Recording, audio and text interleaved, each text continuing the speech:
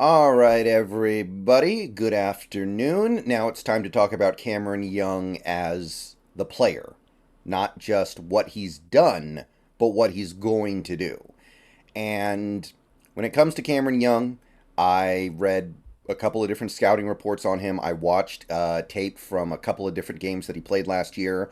I looked at the positives, looked at the negatives, trying to figure this one out because I think this is one of the picks that people are a little less sure about than the other picks.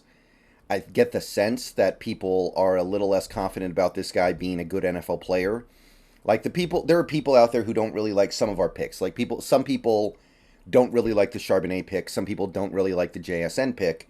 But even those people will admit those guys are going to play and put up significant numbers. They're going to be important parts of this team for the next few years minimum because they are good enough to where even if you don't like the pick, the player is still going to find a way to contribute in obvious positive ways. I've said this before, a guy like a Charbonnet is a guy who I believe people right now are being a little critical of that pick. They don't like that pick. But by the end of this upcoming season, when Charbonnet's had a impact on the offense and put up, I don't know, 500, 600 yards from scrimmage, people are going to be they're going to forget about what they didn't like. This guy, I don't know if that's going to be the case because nose tackles don't put up big stats. So I guess what we're really looking for here is he going to find a way to have a positive impact on the team in a way that can make people forget about, obviously he's never going to be Jalen Carter or Brian Bresee or Khalija Cansey or whatever defensive lineman you wanted, Keanu Benton, guys like that, Mozzie Smith maybe, but what is he going to do to at least make people not feel so bad about missing out on those guys, all those defensive linemen that we spent all that time talking about last offseason? So here's what I can say about Cameron Young as a player. He's strong and stout when filling the interior of the line against inside runs. He does hold his ground very well. And I believe there's potential for him to get even better than he currently is at it. I do believe in some cases, some instances, you can look at him and say he's a little bit of a work in progress. Not easy to push off his spot. Not easy to clear him out of the way for a running play. So if you're looking for somebody to occupy the middle of the defense, this is not a bad candidate to do so.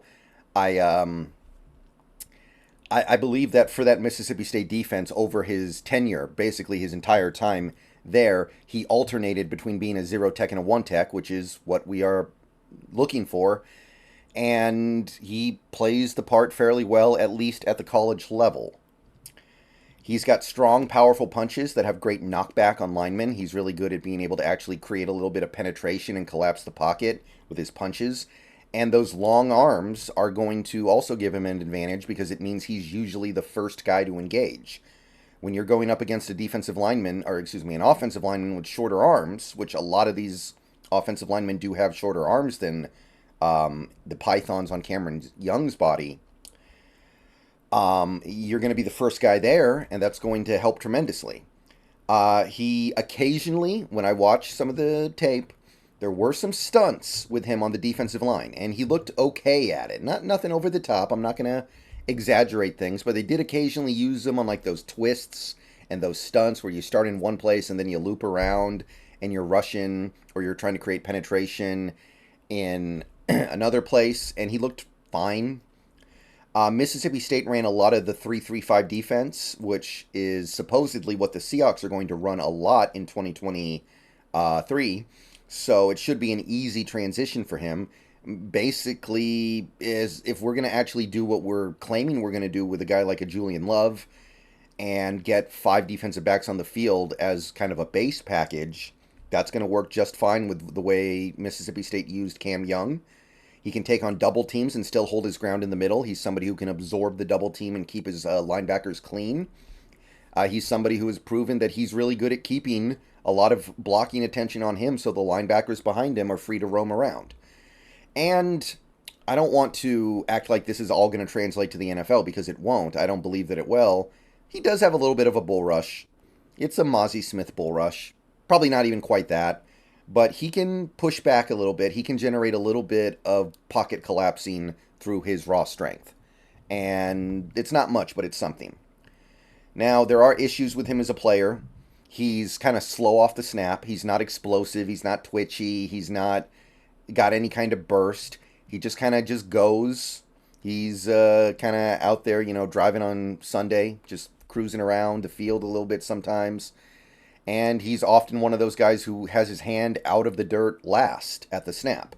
So he's not going to launch himself off the ball and stress offensive linemen that way. He's just going to get up and go.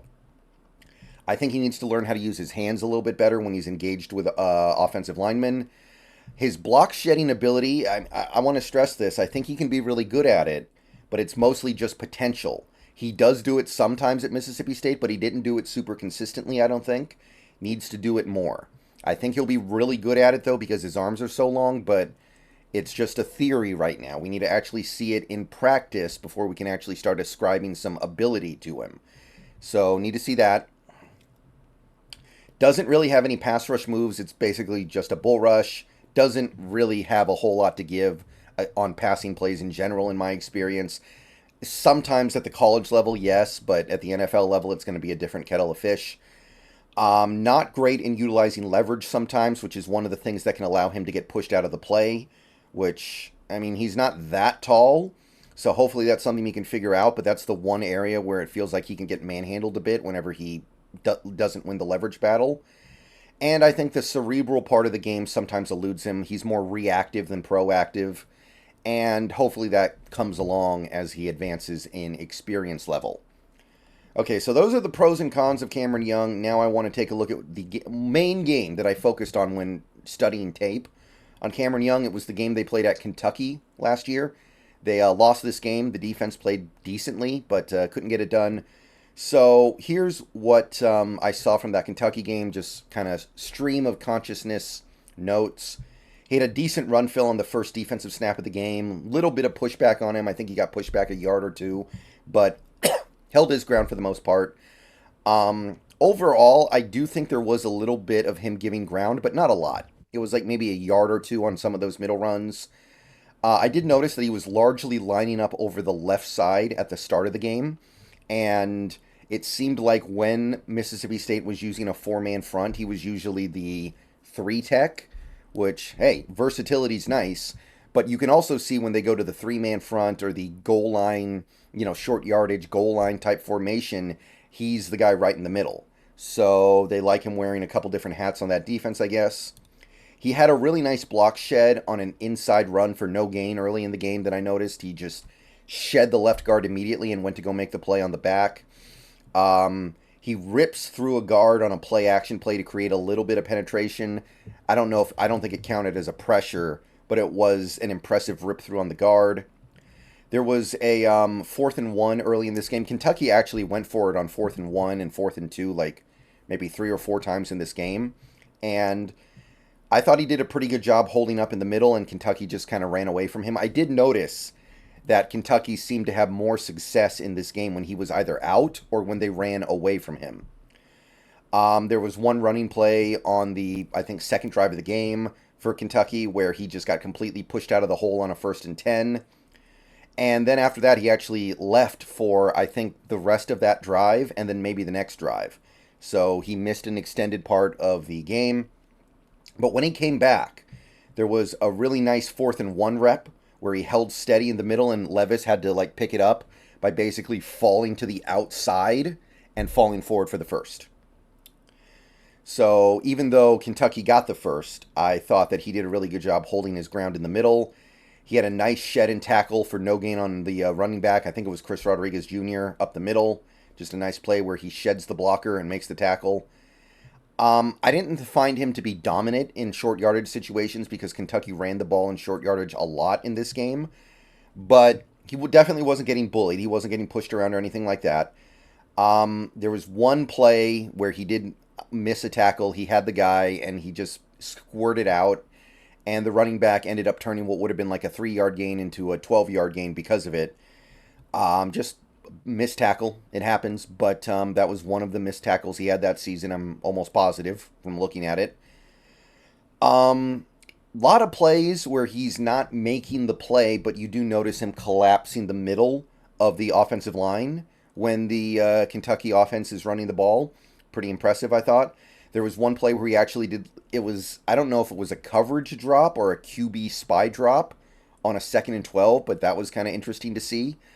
There was a stunt play not too long after that where he stunted from the left side to the right side and actually generated a bit of a QB pressure. And it was a snap that shows that he doesn't just play going straight forward all the time. He can actually stunt a little bit, which impressed me. I mean, he's not the biggest guy in the world. He's like 320 pounds at best, but I didn't really think that was going to be part of his game. He had another QB pressure on the following play as well. He's awkward moving in open space, but I don't think he's completely lost either. There was one really nice play where I don't think this got counted as a pressure, but 2 linemen, like he kind of just moved his way through 2 linemen down the down the line of scrimmage and generated some pressure on Levis. It was like 2 guys he just kind of blew right past, which is typically not part of his skill set. I saw that and I was like, wow, where'd that come from? Another tackle for loss in this game on Chris Rodriguez. Great shed, great penetration. There was one play where he stunted to the outside to take on the tackle, and then he kind of got involved in keeping Levis contained and forced a short throw on 2nd and 11. I did notice when he came out of the game for an extended stretch later in the game, I think like in the 3rd quarter, it seemed like the Mississippi State defense got worse against the run. There was a double team on him in the 3rd quarter at one point that opened up a big hole for the running back, and I think he got like a 40-yard gain. He didn't get moved much, but he did get moved a little bit by that double team, so you can see that he's not a lost cause in that situation, but on this play they did get the better of him, I suppose. He had a nice run fill that forced a bounce to the outside that I liked. He had a block shed to chase down an outside run on 2 consecutive plays, just 2 plays in a row, I think, when we got to the 4th quarter of this game, where I was impressed with his ability to shed an offensive lineman and then go chase down a run to the outside, showed his get up and go. Generate some pressure on a stunt and bull rush through tackle. He just started in his spot, kind of looped around a little bit, and just bull rushed the tackle back into the quarterback. Another shed and stuff against the run. This was one of his best games of the year last year, to be clear, and watching it, I can see why. It's not that he's dominant every single snap, but he's making so many plays against the run. Late in this game, they actually started double teaming him on passing plays, which, hey, that stands out. I know it's Kentucky's offensive line; they're not good. And I know that it's college football, but still, he's getting double-teamed on passing reps sometimes. I just kept noticing these really nice run fills where he's not necessarily making the play, but he's just not getting pushed off his spot, and they're having a hard time running the ball at him. There was another play where I thought he got a little bit of pressure on Levis after bouncing off a blocker and then stunting. There were some things that happened at the end of this game that made me feel like maybe he was wearing down because he had to play so much in this game, and he did play so much this season overall.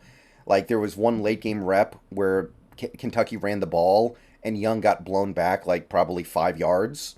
And I saw that, and I thought to myself, he might be wearing down a little bit here. But the very next play, he shed his man, made a run stuff around the line of scrimmage for, I think, like a half-yard gain.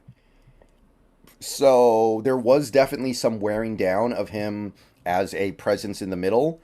But even late in the game, when Mississippi State was down and they were just trying to find a way to keep the game alive, basically, he was still fighting. So you can see a lot of the positive stuffs from him in this Kentucky game. And this is the game that I recommend that people watch if they want to get an idea of what Cameron Young can do in the good timeline. But this is definitely a run-stuffing in the NFL, mostly one-dimensional nose tackle. But that's what you need sometimes. You don't need a lot of guys like that, but you probably need at least one guy like that. All right. I'll see you guys later. Go Hawks. Let me know what you guys think about Cameron Young. That's how I see it with him.